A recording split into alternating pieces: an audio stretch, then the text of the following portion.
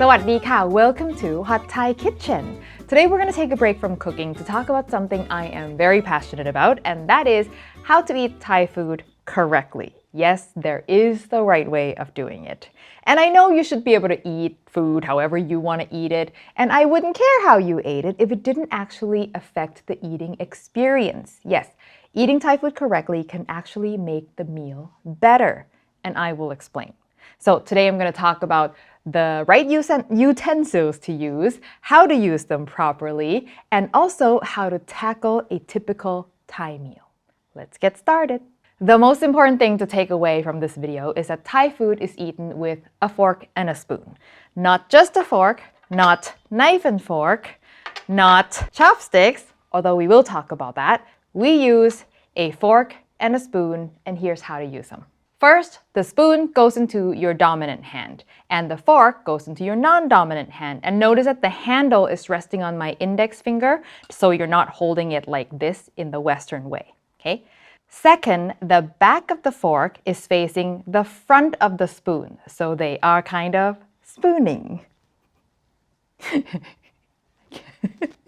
And the action is the back of the fork pushes food onto the spoon, and then it is the spoon that goes into your mouth. Now, I want to stress that it's the back of the fork pushing food onto the spoon because I see a lot of people will hold the fork the Western way and they're trying to do this, or it's all sorts of awkward trying to do this, where this is the most effective way of doing that. Now, spoon in mouth. I thought this was very intuitive until I saw my husband eating, where he's got a fork and a spoon in his hand, he's doing a thing. Next thing you know, he's putting food onto his fork and then putting the fork in his mouth. And I was like, what are you doing? Why are you putting wet food onto a thing with holes in it? But to him, the fork in mouth thing is so ingrained. It is the only thing he's done his entire life. The fork carries food into your mouth. So it's a really hard habit to break. And I see a lot of people do this, that even given the spoon, they will still use a fork to carry the food. But let me tell you, this is much more effective.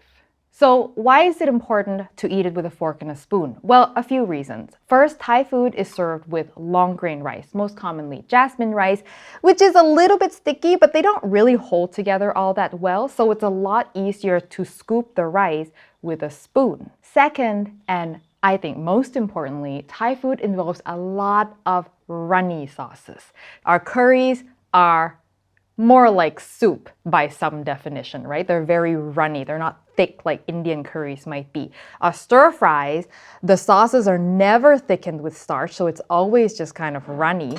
So we have all these runny sauces everywhere. And so in order to capture all of the sauce and therefore the flavor, you need a spoon. And I mean, really, it's just the most sensible thing, right? I mean, if you were asked to scoop anything that was composed of wet grains, would you use a thing that looked like this or a thing that looks like this?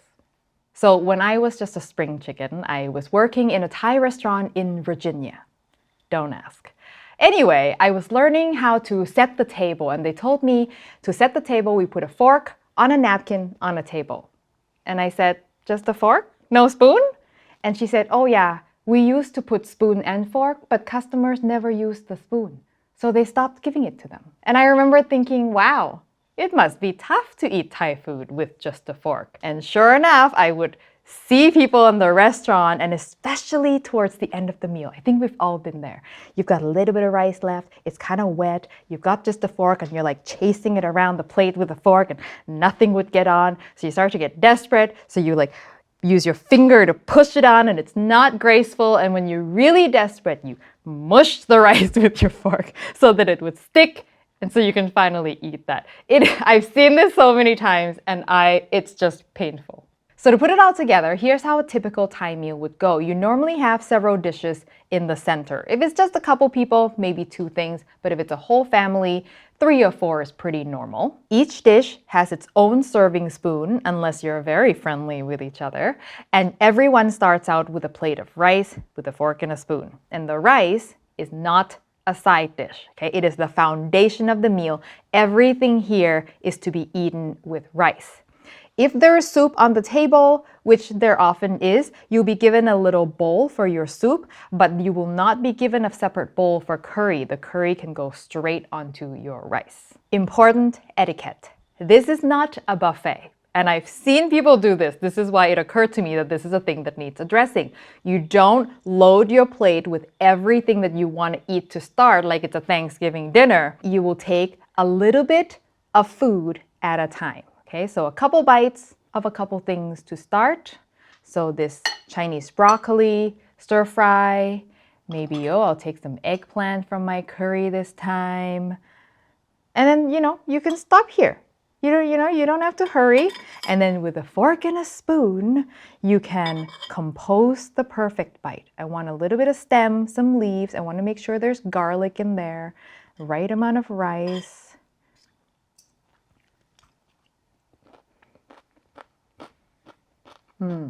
With the soup, you can sip it as you go to wash down the previous bite.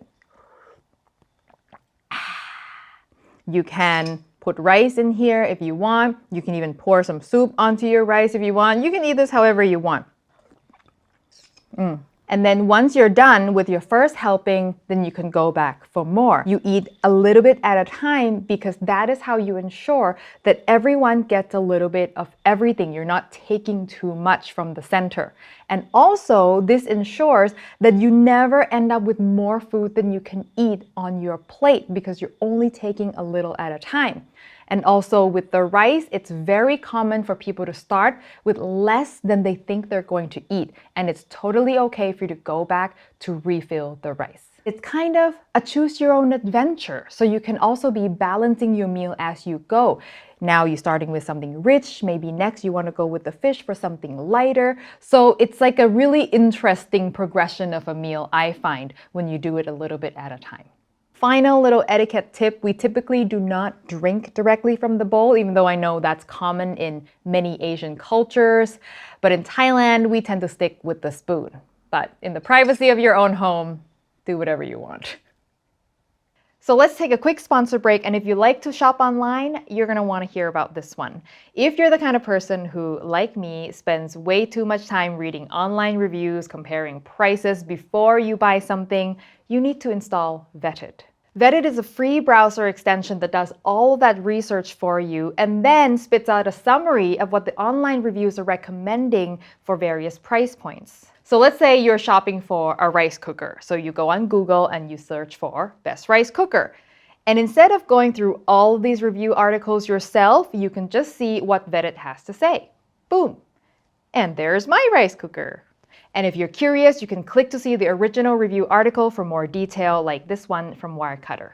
My favorite part though, if something is currently priced lower than normal, it'll give you this fire icon so you won't miss the deal. But more importantly, if something is priced higher than normal, which happens all the time on Amazon, it'll tell you that this is currently higher than normal so you won't overpay.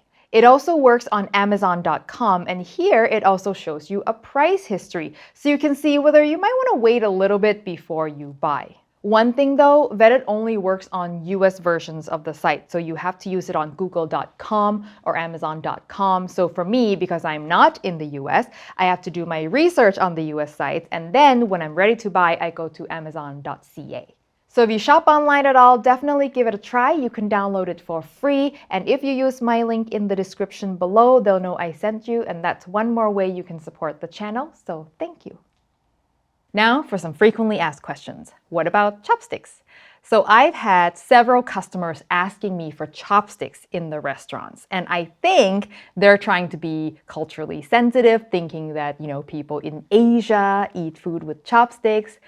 But we don't eat Thai food with chopsticks for all of the reasons we talked about. It's the same reason we don't eat it with a fork. Sometimes we eat noodles with chopsticks, however. So noodles came to Thailand with Chinese immigrants, and along with the food also came the use of chopsticks. And so it's very common to see Thai people eat noodle soups with chopsticks and a spoon.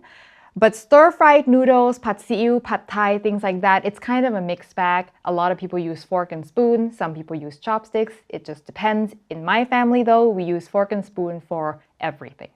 Let me show you how it would go with chopsticks.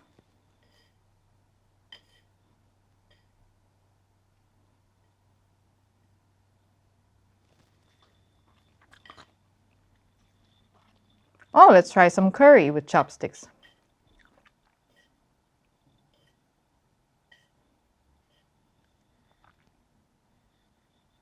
Oh, you know what? I can manage the eggplant, but I wanted that with rice. I couldn't have that with rice at the same time. Now I gotta follow it up with rice. Not the same. Do Thai people eat with our hands? Sometimes for some things, most commonly sticky rice, because sticky rice is so sticky that it's actually easiest to just eat with your hands. And then you can pick it up and dip it in sauces if you'd like. If you get roti, like the flatbread in your meal, you can use your hands for that too. Or chicken wings, finger foods, obviously you can use your fingers, not a problem there. What about a dinner knife? Don't you need to cut things sometimes? Nope, because all of our food comes pre-cut into bite-sized pieces, and anything that's not is soft enough to be cut with a fork and a spoon. For example, you might get a really big shrimp like this guy, right? And you don't want to eat all that in one bite. Let me get some more sauce. So we pin it down with a fork and we cut it with a spoon. That's it, easy peasy. And that is it. I hope this has been helpful. I hope now you feel confident the next time you're having a Thai meal, whether at home, in a restaurant, or in Thailand. Hey, now you're gonna look like you know what you're doing and not like a clueless traveler. And if you go to a Thai restaurant, please do me a favor. If they give you just a fork, ask them for the spoon. Show them you know how it's done, and you can tell them I sent you. Special thanks to all of our Patreon supporters who help support the show. If you want to know what that's all about, how to watch my videos ad-free, get bonus content, check out the link in the description below. The recipes for all of these dishes in front of me, if you're interested, I will also link to them in the description below. Thank you as always for watching, and I will see you next time. สวัสดีค่ะ